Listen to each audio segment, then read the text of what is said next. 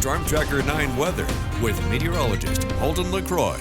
Welcome back. Nice warm temperatures out there once again today. Managed to get up into the 80s for some locations, but again, some changes right on our doorstep. So the temperatures you see on your screen, we're going to shave off about 5 to 6 degrees tomorrow, and eventually we could be dealing with 20-degree cooler temperatures by next week. So enjoy the warmth while we have it, because those changes are right on our doorstep. Speaking of which, the thick cloud cover that you see offshore that's gradually been moving in through the course of the day, well, there's a reason behind that. Our pattern change. Again, subtle changes as early as tomorrow, and that does come with the form of more cloud cover for the coast and gradually more and more clouds, even across areas of Eugene each and every morning leading up to next week. This high pressure, remember, that moved through yesterday, what's being shoved right back offshore. It's weakening and allowing some cooler onshore flow to return. And eventually, as these fronts pass, we will eventually see rain chances return by next week.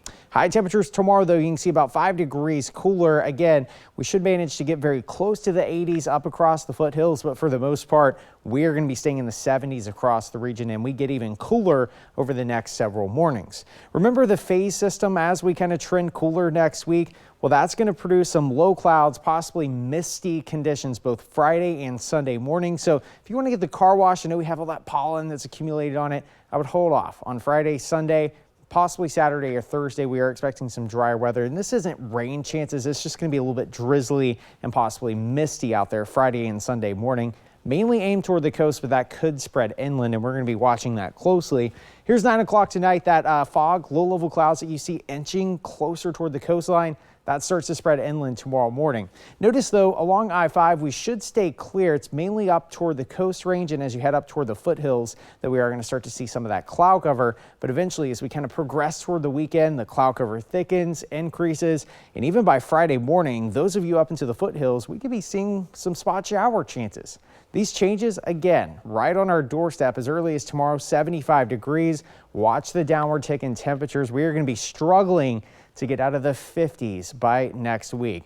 And even though we've had the warm weather, the water temperatures have only inched up a couple degrees. Notice even here across Eugene, we are still below 60. So make sure to limit your time in the water and honestly try to avoid that as much as possible, even though we have these warm temperatures right off our doorstep. Here's the high pressure starting to weaken. Here comes the cool air. Again, no rain chances just yet, but cooler air starts to sink in right here. Watch as our pattern shifts. This big bulge of cold air right aimed over the northwest.